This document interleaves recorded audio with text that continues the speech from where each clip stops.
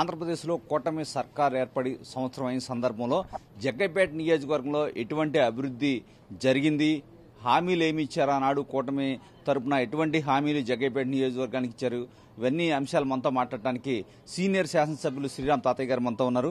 తాతయ్య గారు, ఎటువంటి హామీలు ఈ సంవత్సర కాలంలో మీరు అమలు చేశారు? గత ప్రభుత్వాల వైఫల్యాలు ఏదైతే ఉన్నాయో అవన్నీ కూడా సరి చేసుకుంటూ ఎన్నికల ముందు మా నాయకుడు కూటమి ప్రభుత్వం మా ముఖ్యమంత్రి చంద్రబాబు నాయుడు ఇచ్చిన హామీ ప్రకారం పెన్షన్ 3,000 రూపాయలు 4,000 రూపాయలు చేయటం కానీ, సిమెంట్ గ్రామాల్లో గత ప్రభుత్వంలో పూర్తిగా నిర్లక్ష్యం చేయబడింది. అటువంటి గ్రామాల్లో ఎన్ఆర్జీఎస్ నిధుల ద్వారా 20 కోట్ల రూపాయల సిమెంట్ రోడ్డు ఈ యొక్క సంవత్సరం ఏర్పాటు చేసుకున్నాం. అదే పెన్షన్ కావచ్చు, అదేవిధంగా తల్లికి వందనం కూడా ఈ నెల ఇవ్వబోతా ఉన్నారు. ఆర్టీసీ బస్సు కూడా ఆగస్టు నుంచి ఇవ్వబోతా ఉన్నాం. గత ప్రభుత్వంలో వ్యవసాయ రంగాన్ని కావచ్చు, పారిశ్రామిక రంగం కావచ్చు, అన్ని విధాలు కూడా కుంటిపడిపోయినాయి. త్వరలో మా దగ్గర కూడా జగ్గైపేటలో డిఫెన్స్ క్లస్టర్ రాబోతుంది. జయంతిపురంలో డిఫెన్స్ క్లస్టర్ ఎంపీ గారు మాట్లాడారు, సీఎం దృష్టి కూడా ఉంది. త్వరలో డిఫెన్స్ క్లస్టర్ మన జగ్గైపేటలోని జయంతిపురం గ్రామంలో 500 ఏకర్స్ కూడా ల్యాండ్ ఎక్వైర్ చేశారు. మరి ఈ ప్రభుత్వం గత ప్రభుత్వం అవినీతి అరాచకాల నుంచి ఈ ప్రభుత్వం అవినీతి రహితమైనటువంటి శాంతియుతమైన ప్రభుత్వం కొనసాగిస్తూ ఉంది. ఈ కూటమి ప్రభుత్వం ప్రజలందరూ కూడా హర్షిస్తూ ఉన్నారు.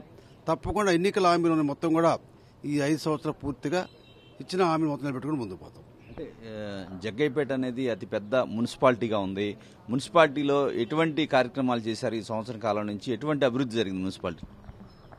సంవత్సర కాలంలో అంటే ఈ నిధులు అనేది చాలా ఇబ్బందిగా ఉన్నవాడు వాస్తవే.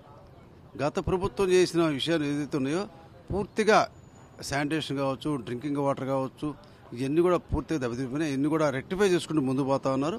మున్సిపాలిటీ త్వరలో కృష్ణానది వాటర్ కూడా గత తెలుగుదేశం ప్రభుత్వం కృష్ణానది వాటర్ ఇచ్చాం, డ్రింకింగ్ వాటర్.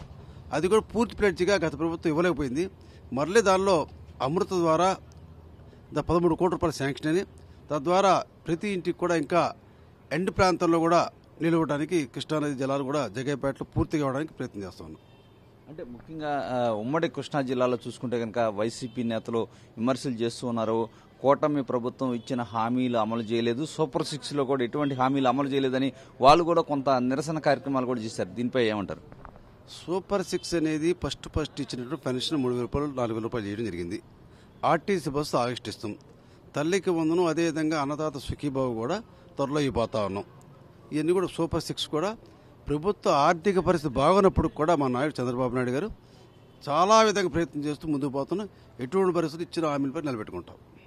అంటే మీరు భవిష్యత్తులో జగ్గైపేట నియోజకవర్గాన్ని ఏ విధంగా అభివృద్ధి చేస్తారు? ఇప్పటికే 1 ఇయర్ అయింది, మీరు అభివృద్ధి చేసినవన్నీ చెప్తూ ఉన్నారు. ఇంకా 4 సంవత్సరాలు ఉంది. ఆ పీరియడ్లో మీరు ఏం చేయబోతున్నారు? ఇరిగేషన్ ప్రాజెక్టు జగ్గైపేట ప్రత్యేకంగా టైలాండ్ అవడం వలన సాగర్ నీళ్ళు ఇబ్బంది. దాన్ని గతంలో తెలుగుదేశం ప్రభుత్వం అధికారం ఉన్నప్పుడు శంకుస్థాపన ముత్యాలు చేస్తే గత వైసీపీ ప్రభుత్వం శంకుస్థాపన తీసి మళ్ళా వేదాదులు మొదలుపెట్టారు. అది కూడా పూర్తిగా ఏమాత్రం కూడా బావితో వదిలేశారు. అది కూడా మన నాయకుడి దృష్టికి తీసుకెళ్ళాం. త్వరలో వేదాది లిఫ్ట్ స్కీమ్ కంప్లీట్ చేసి రైతాంగం సాగుని ఇబ్బంది లేకుండా చేస్తాం.